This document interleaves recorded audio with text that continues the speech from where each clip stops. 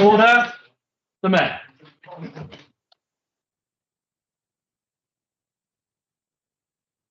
Good evening, everybody. Please sit down. Thank you.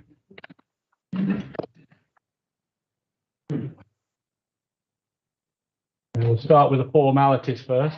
It's over there.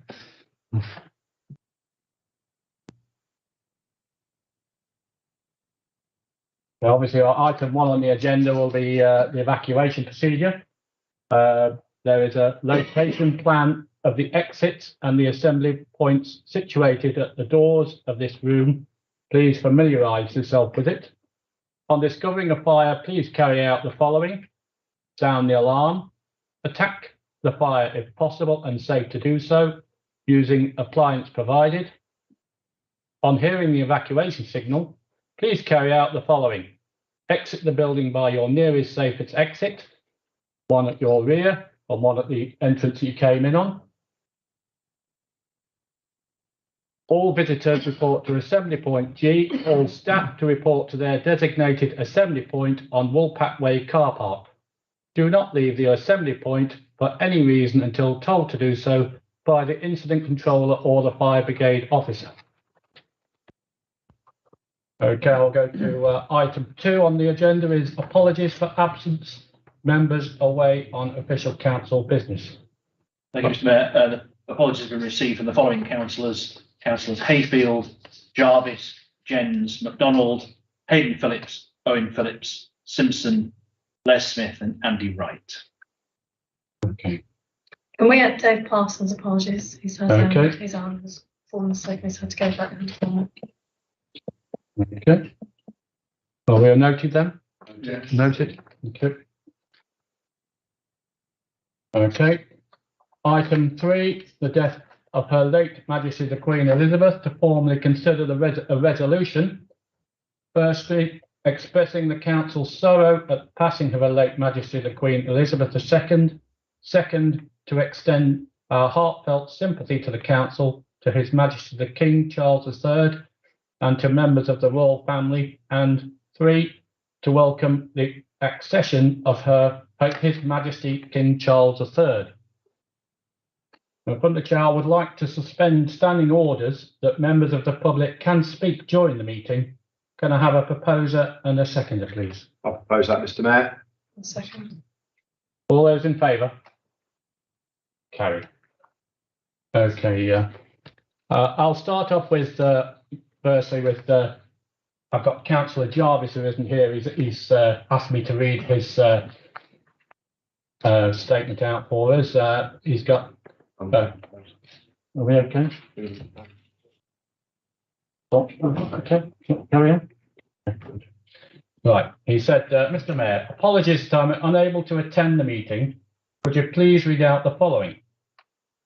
Being of the age of 70, because obviously he has to be clever, I was born 3 months after the Princess Elizabeth ascended to the throne on the 6th of February 1952, on the death of her father, King George VI, and became Queen Elizabeth on the 2nd. And I was just 1 year old at the coronation of the 2nd of June 1953. Amongst my many memories of her reign was during our visit to Braemar, Ballater and Balmoral, all favourites of Her Majesty. The one that stands out in my memory is during one of our visits, we stood outside her church in Casey Kirk, well, I think that's Crazy Kirk, and she passed just a few feet away, waving to the small crowd in the church grounds. Her passing at the grand age of 96 years ends a reign that cannot be surpassed for many generations. We now celebrate the ascension of the Prince Charles to the King Charles III, who I'm sure will strive to continue his mother's good work.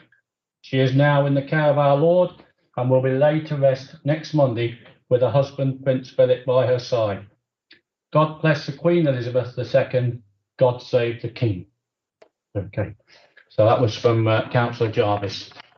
I'll just say mine and then we'll take it to the chair, to the room. Firstly, I must give my condolences to the royal family, especially at this sad time. It's been my privilege, because I served in the Air Force for 9 years, with being the Commander-in-Chief.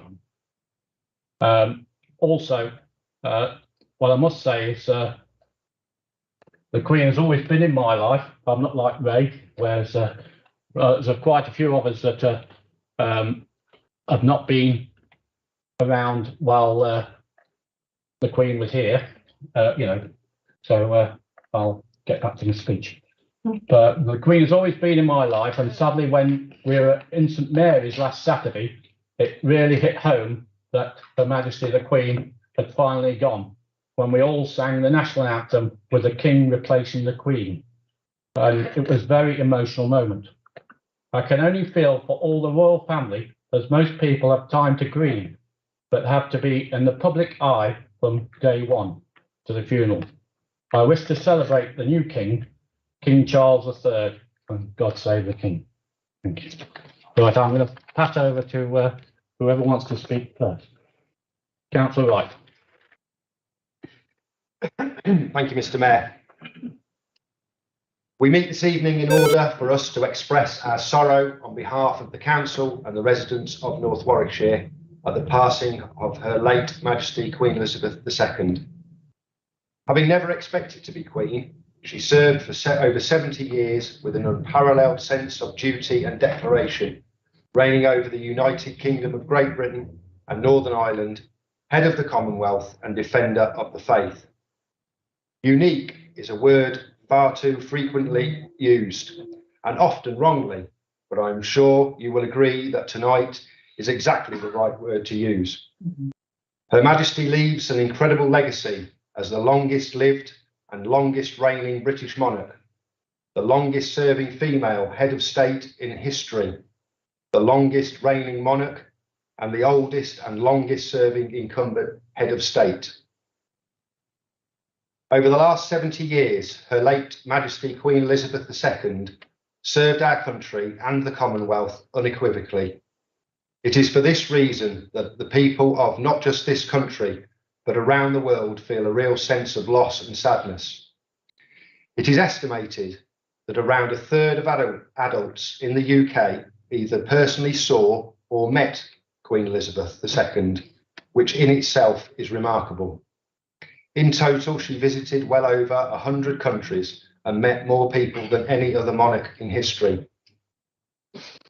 She gave great counsel to our colleagues in the House of Commons and saw 15 prime ministers, only greeting the 15th 2 days before her death.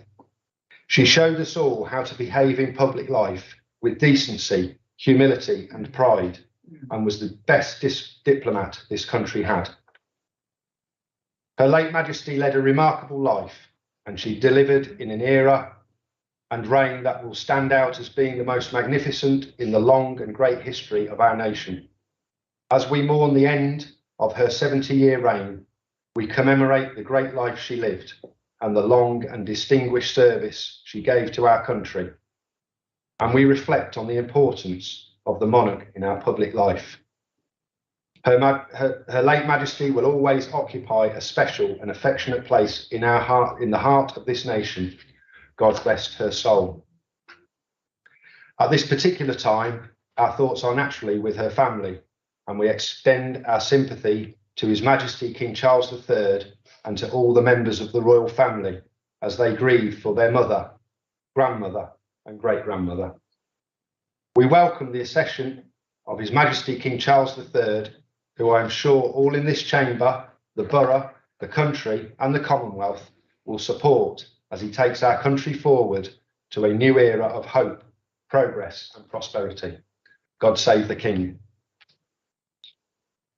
Thank you very much, Councillor Wright. Anybody else?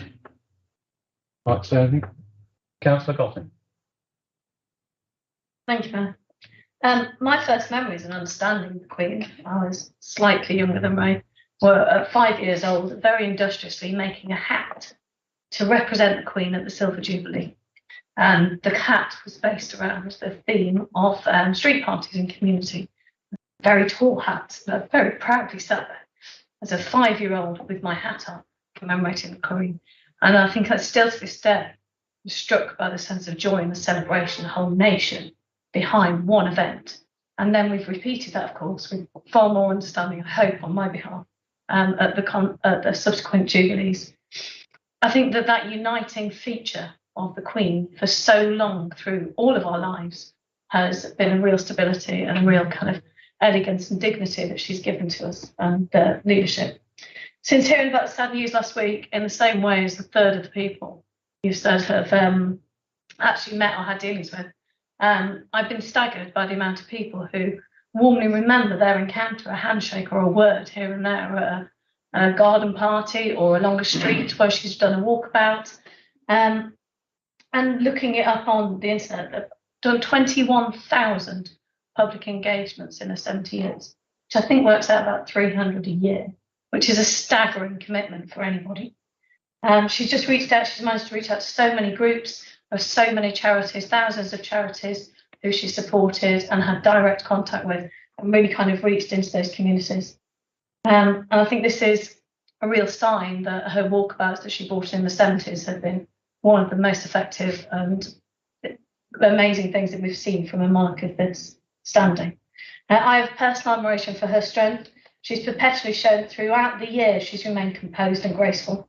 Throughout many challenges that our country's faced in the last 7 decades, through war, destruction, misery, riots, the breakdown of the empire, and she's remained stoically and gracefully in charge and always composed and always responded respectfully to those involved with a calm wisdom and has brought a clear compassion to her responses. To be 25 and take the responsibility onto her shoulders in a very male-strong world, dubbed as just a child and a mere girl, from the beginning she showed herself to be so capable that one of the issues in my life that I've seen progress is the role of women in leadership.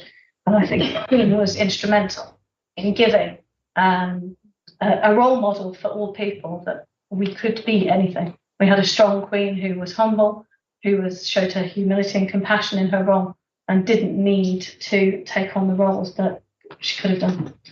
Out of all the incredible work, I think her leadership and the endless promotion of unity, of peace, and of building better futures for all of her subjects stands out as a golden thread in all that she did. And I offer my sincerest sympathies to her family and anyone deeply affected by the loss of a great leader, a great woman, and a great Queen. As always, with grief, there is always hope. And that hope comes in the form of King Charles III. And he's always been at her side and supported her. And I'm sure has learnt many good lessons, which we hope he will take through into his reign as king. Alongside with the personal meeting, a few years ago, my youngest daughter met King Charles, but she was only 4 months old at the time. So he had a quiet word with my partner, who we'd gone to a Brighton Organic Garden Centre, and there was a big hubbub in the middle, the big celebration, and all the kids very excited to meet Prince Charles, as he was obviously then.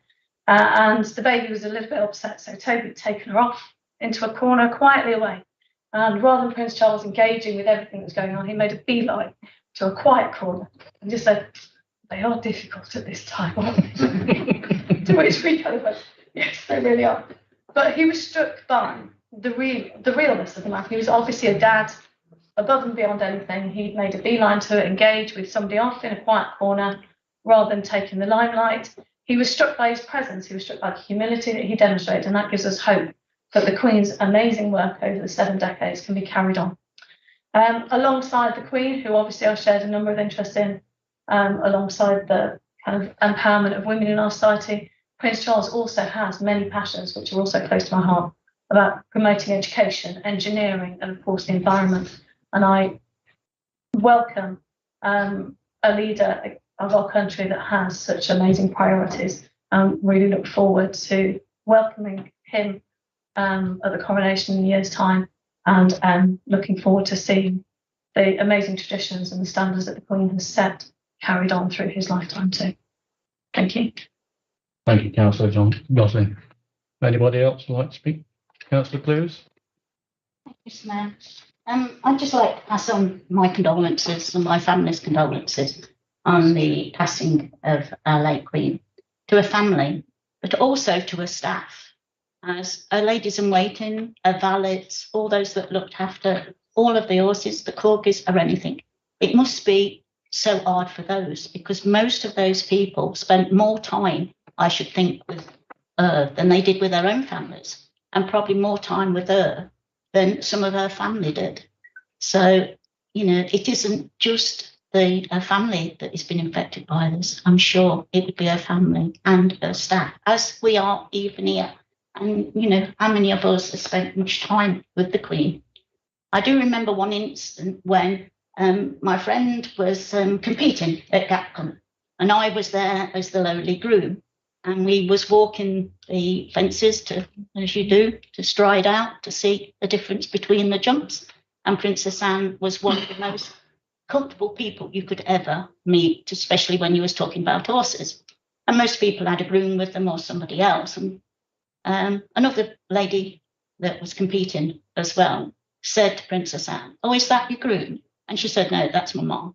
And she stood there. She'd got a full waterproof coat on, an hat pulled down and a pair of gumboots. And she come talking, but her knowledge of horses just didn't stand with racehorses. It was with any horse. She was telling not just Princess Anne, as she was at the time, what paces to take before you take off the jump, how many strides to take before you take off the next jump. She was giving her advice to all the people that was there. And another one that was knowledge that was passed on to me. When I was the town mayor, I had the privilege of sailing on HMS Addiston, and it got back and it was put in the papers, and a local resident contacted me, and through that we found out that this gentleman sailed on HMS Addiston, not the one that was decommissioned, the one before, and he became a prisoner of war, and he copied a full miniature of HMS Addiston with matchsticks. But previous to that, he'd sailed on the ship when they went over the equator with the royal family. And Princess Anne, the Queen, which was there, Princess Elizabeth, Princess Margaret, was only teenagers. And he said the freedom that they had on that ship, he said it was like having their sister on board. And the amount of fun they had, not realising at that time that she would become our Queen. So the change of what she was then to suddenly becoming the Queen must have been amountable to her. You know, so that is the memories that will always stop with me. And I'm sure there's people sitting in the air, as Councillor Gosling's just said, and all over the world, that those memories will all be to everybody. As I say, I'd just like to pass on my condolences to all the royal family and all of the staff. Thank you, Mr. Mayor. Thank you, Councillor Clunes. Councillor Simmons.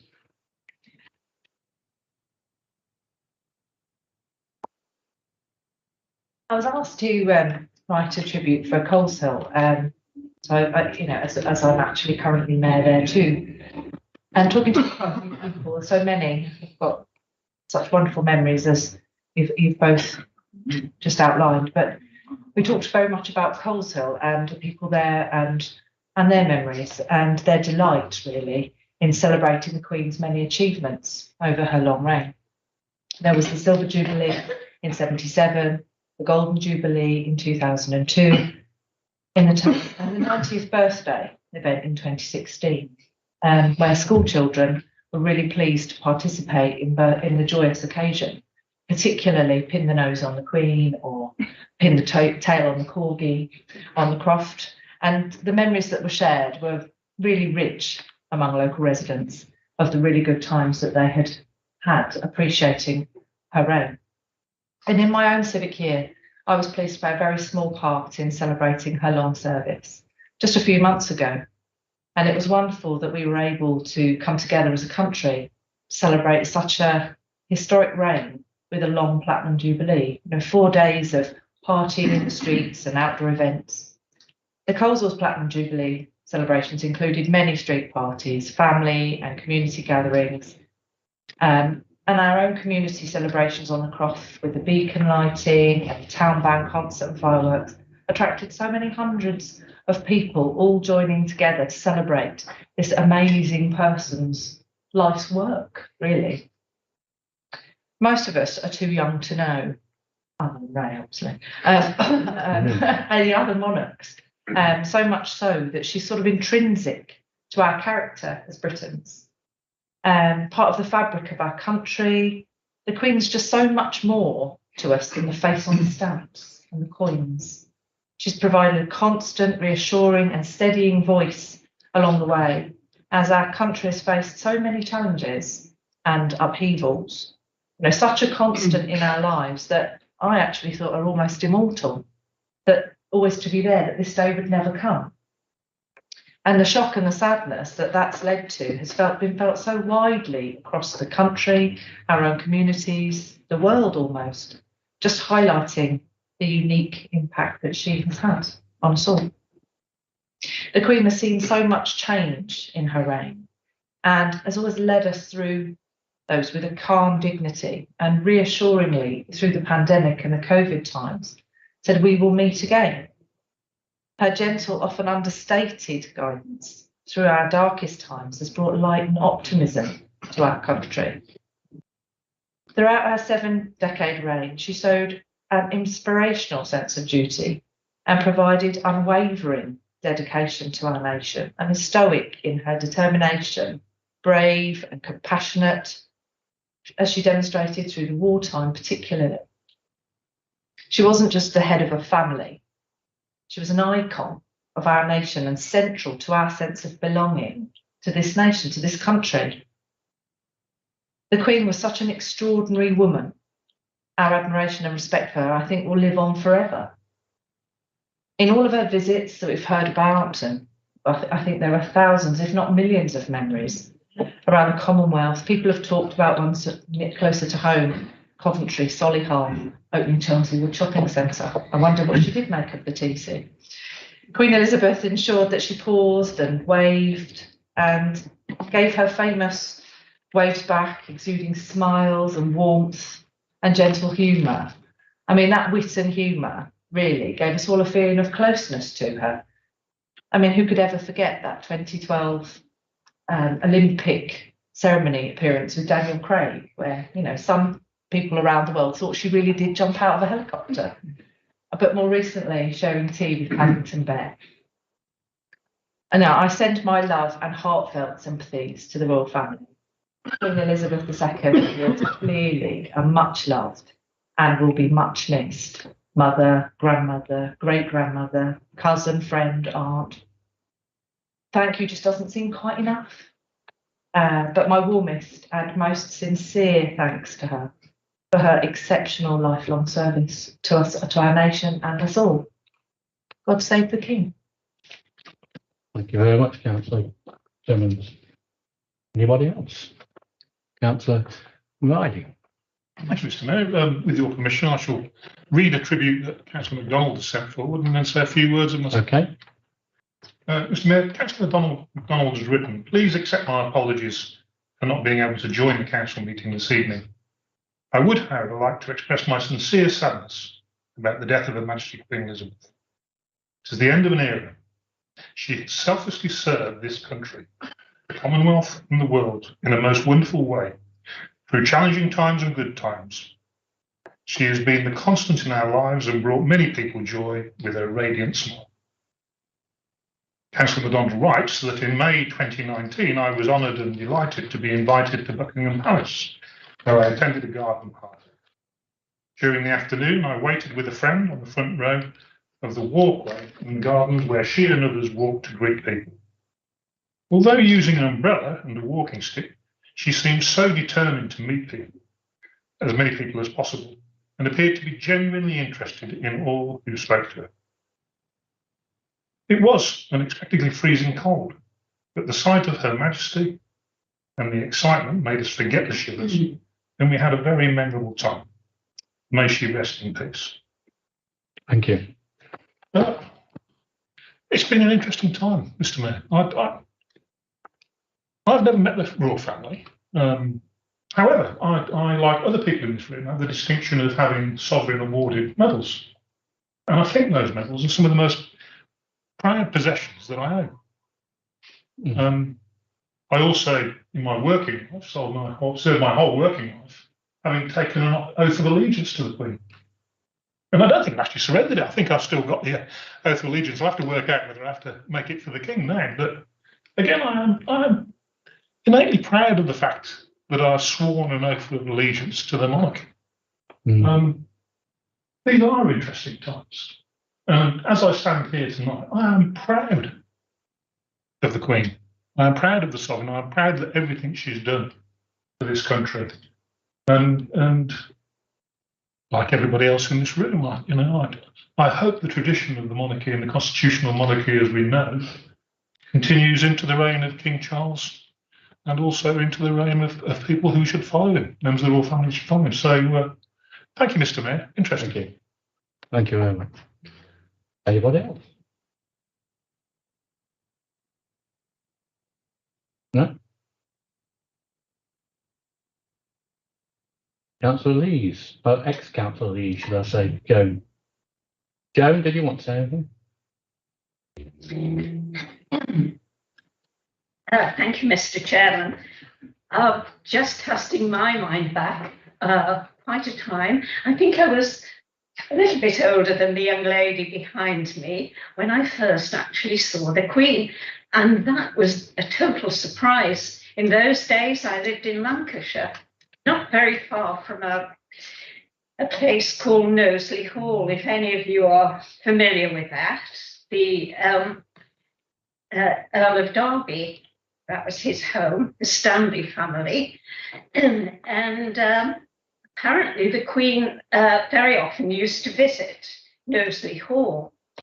At the time, my parents were very friendly with some local people, some local farmers. And the weekends they used to spend socially, dare I say, playing cards, not bridge, but solo was popular then.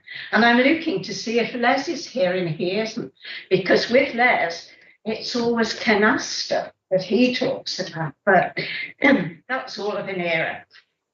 So I think it was basically one of the evenings when this clique were together, and one of the gentlemen there was some kind of public servant, I won't say who or what, and a phone call came through to him, which he shared with us immediately and said, hey, guess what?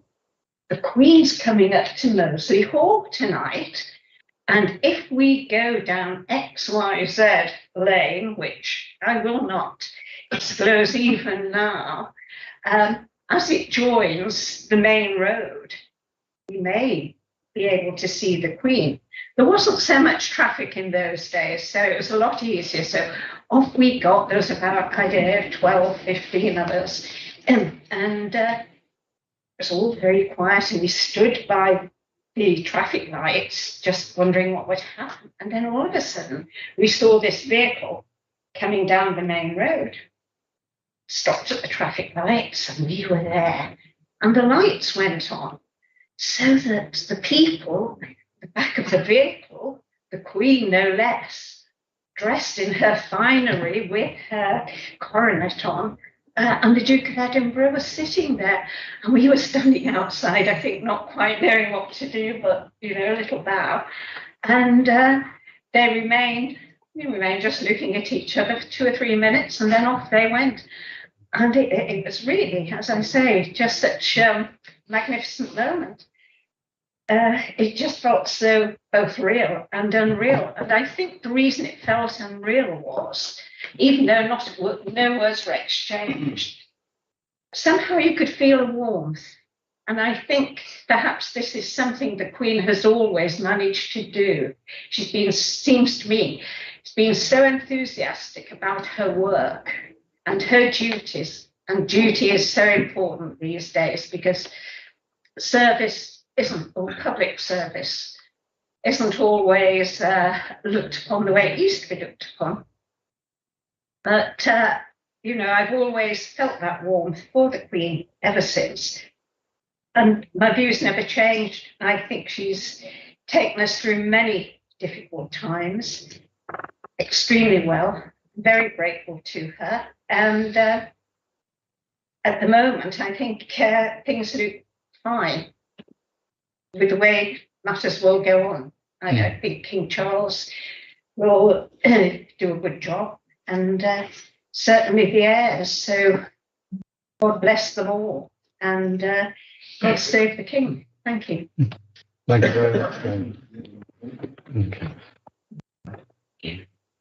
So, if no one else has got anything to say, I will just. Oh, certainly, Mr. Smith. Sweet, yeah, sweet. Sorry. With Queen's coronation, Yeah.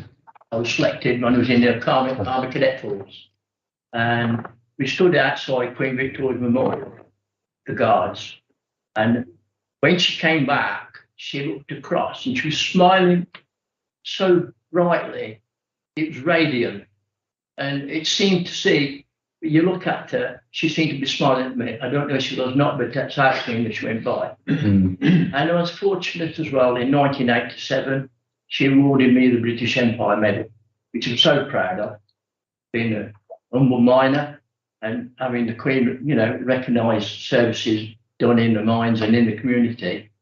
That meant such a lot to me and my family. And the Queen, wherever she was, whatever situation, she seemed to have that calming effect. And we were fortunate to have such a, I don't know how to put it into words, a leader, a calmer, forward planning, and she seemed to carry the country all the time for 70 years. Not just the UK, I thought she was the Queen of all the world, that's how it seemed to me. Thank you, Mr. Mayor. Thank you very much. Okay. Anybody else? Right. Okay. Really only a quick thing, but we've talked about a lot through the very past, but I want to talk about things that affected my life. So the Queen, for me, helped us so much through COVID. Lockdown was very hard for everybody. Politicians not doing what they're supposed to be doing, other people not doing what they're doing, and that one lady sat there in a funeral. Brave. She could have had a hug, we wouldn't have minded, but she knew what we needed. A public figure that knew how to set an example. And that, for me, was the Queen. Thank you very much. Well said. Okay. Okay, well, I'm going to close the meeting, but before we finish, we'd like to wish Councillor Sweet on his 65th wedding anniversary. And his wife, obviously. So if we can all give him